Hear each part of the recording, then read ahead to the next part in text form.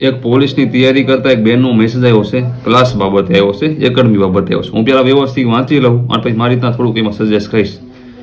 જય માતાજી ભાઈ, તમે ઓનલાઈન ઓફલાઈન ક્લાસ વિડીયોમાં કહ્યું ને, મેં ક્લાસ લીધા હતા.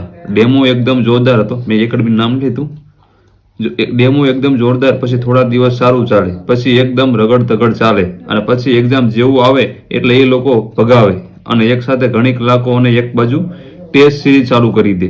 કોઈ વાર કંઈ પૂછીએ કોમેન્ટમાં તો અમુક ફેકલ્ટીને અભિમાન એટલું કે જવાબ ના આપે અને વાર પૂછે તો કોઈ તો ઠંડા કલેજે અપમાન કરે, એમની ડિગ્રી મહંતા આગે બોલવા લાગે અને સમય વેડફે.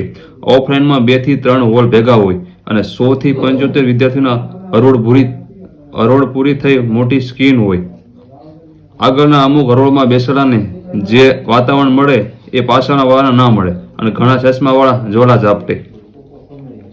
પછી પહેલા સારા તમારા જેવા અસરકારક શબ્દો અને પ્રભાવશાળી વ્યક્તિત્વવાળા ફેકલ્ટી હતા. હવે એમાં પણ ભાગ પડી ગયા, જેથી નવા સાહેબો એમની મહાનતા બહુ સાબિત કરે. હા, અને સારી વાત તો એ કે લાઇબ્રેરી પુસ્તકો અઢળક મળી રહે. ઘરે તો કોઈ આવે કામ સીધે તો વાંચવામાં ખલેલ થાય, ત્યારે એકાગ્રતા જળવાઈ રહે. વાંચી શકો શ્રેષ્ઠ, પણ સેલ્ફ લર્નિંગ જેટલું અગત્યનું પાસું એક પણ નહીં ત્યાં ઘરમાં. આવો આખો બેનનો મેસેજ હતો. એ બેન એવું કહેવા માંગતા હતા કે કઈ રીતે ટૂંકમાં મજા આવતી નથી ગમે તૈયારી કરવામાં, બરાબર. વધારે પૂરતું સેલ્ફ સ્ટડી તમારી વધારે મહત્વની કરે, બેટર એમ. અને એ પણ લાઇબ્રેરીમાં તમે જાઓ તો ઘરે તમારે થોડુંક દિક્કત બધી રીતના રહે એમ. એટલે કોઈ પણ વસ્તુ કરું ખાસ જોઈ વિચારી કરું. આમાં બેનના શબ્દો સ્પષ્ટ કહે છે કે તમે ઓફલાઈન બેન્ચ લેવો તો એમાં બધા વિદ્યાર્થીઓ હોય, ત્યાં કણે આગળ વારો આવ્યો તો તેમ છેલ્લે તમને અવાજ પણ ન સંભળાતો હોય અને ઘોંઘાટ પણ એટલો બધો હોય.